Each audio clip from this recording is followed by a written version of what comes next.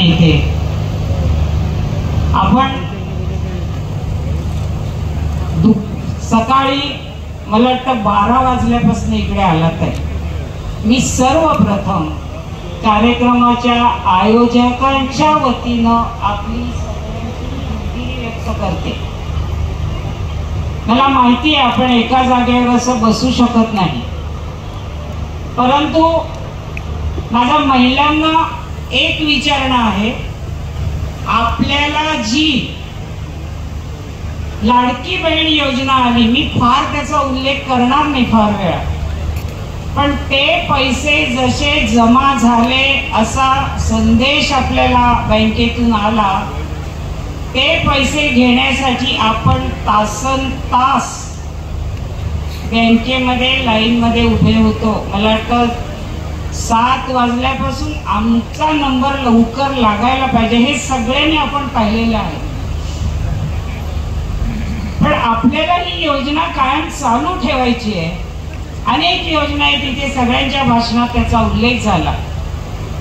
आपलं महायुती हे एक कुटुंब आहे आणि या महायुतीच्या कुटुंबामध्ये 20 तारखेला लग्न आहे.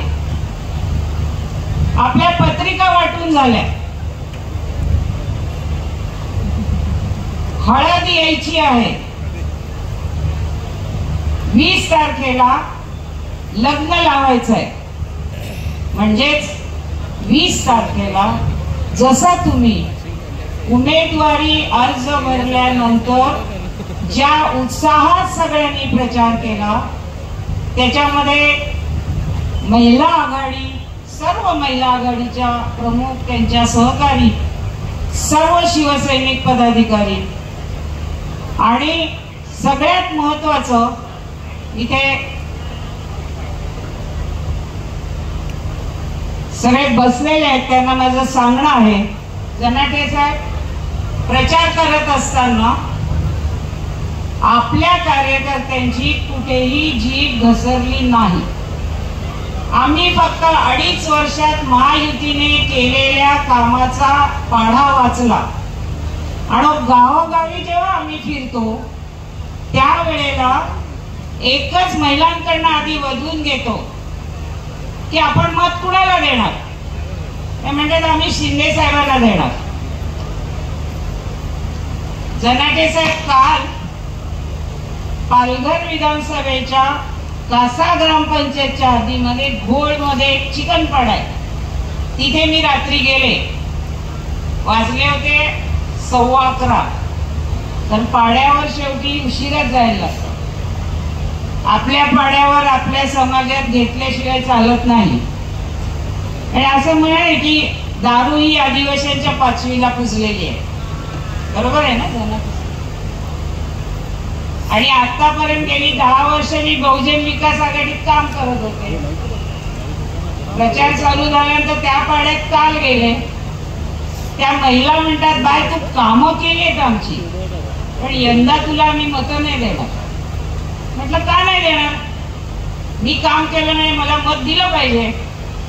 नाही पण औंधा आम्हाला ना शिंदे साहेबांना मत द्यायचं आहे, त्यांनी आम्हाला पैसे दिलं. आता पण म्हटलं एवढ्या पैशात मी काम दिलं ना तुला. मग तिला मी म्हटलं मी पण आता शिंदे साहेबांचंच काम करते, मी त्याच्यासाठी तुझ्याकडे मतदान. मला सांगण्याचं तात्पर्य एवढं आहे, महिलांमध्ये ही योजना महिलांनी ठरवलंय, महिलांनीच पण केलंय की आम्ही काही झालं तरी महायुतीच्या उमेदवारालाच निवडून देणार आहोत. पण गाफील राहू नका. तुम्ही खूप जोशात काम करताय. आपण आता बघा, लाडकी बहीण योजना आली, विरोधकांनी असा हे तयार केला टेम्पो, ही योजना चालणार नाही, पैसे येणार आहेत की नाही. पण आपल्या महायुतीमधल्या मुख्यमंत्र्यांच्या बाबतीत, दोन्ही उपमुख्यमंत्र्यांच्या बाबतीत, पालकमंत्र्यांच्या बाबतीत बोलायचं झालं तो बोले तैसा चाले त्याची वंदावी पाऊले, असं म्हणणं त्यांच्यासाठी योग्य आहे. मग त्यांनी दिंडोरा पिटला, ही योजना बंद पडेल. ही योजना चालणार नाही. पण महाविकास आघाडीच्या जाहीरनाम्यामध्ये ते लोक म्हणतात लाडक्या बहिणीला आमचं सरकार आलं तर आम्ही 3000 रुपये देणार.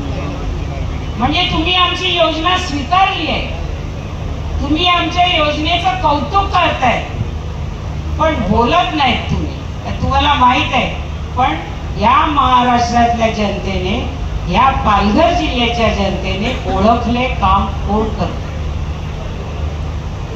जे काँग्रेसच्या राज्यात जे 50 वर्षात झालं नाही, ह्या महायुतीच्या राज्यात जे त्याच्यामध्ये 2.5 वर्षात जी कामं झाली, फक्त यांना टीका करायची आहे. टीकेपुढे आपण त्याच्यात लक्ष द्यायचं नाही. आपला फक्त म्हणजे फक्त धनुष्यबाण लक्षात ठेवायचं आहे.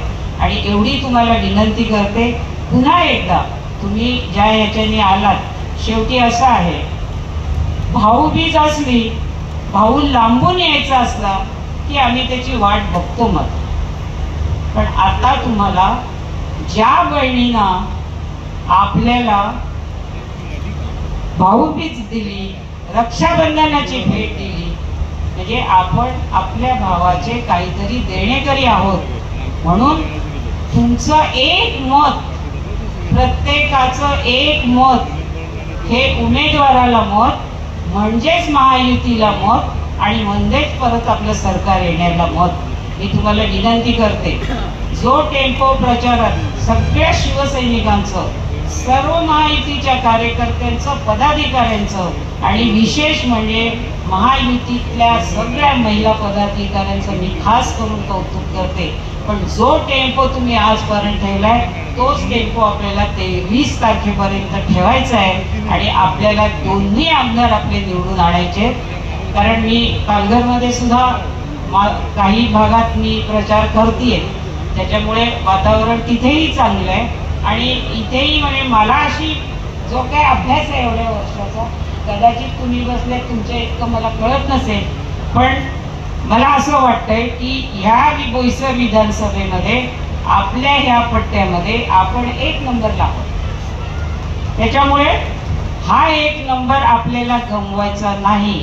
2019ची पुनरावृत्ती करायची नाही. काही झालं तरी महायुतीचं सरकार येण्यासाठी पुन्हा आपल्याला एक आमदार आपला महत्वाचा आहे. सगळे हेवे दावे बाजूला ठेवा, कोणाचं काय भांडण नसेल. आपल्याला पक्षाची ताकद वाढवणं, पक्षाच्या युतीच्या सगळ्या नेत्यांचे हात बळकट करणं आणि आपलं सरकार टिकवणं. पुन्हा सरकार येण्यासाठी तुम्हाला पुन्हा एकदा विनंती करते की आपण 20 तारखेपर्यंत असेच काम करत राहा. पुन्हा कामं आपल्यालाच करायची आहेत, पण ही जी निवडणुकीचा हा जो उत्साह आहे, हा 20 तारखेपर्यंत संध्याकाळी 6 वाजेपर्यंत उत्साह मावळू देऊ नका, एवढी विनंती करते. आणि आपल्या सगळ्यांच्या वतीनं उमेदवाराला मी शुभेच्छा देते. धन्यवाद. जय हिंद, जय महाराष्ट्र.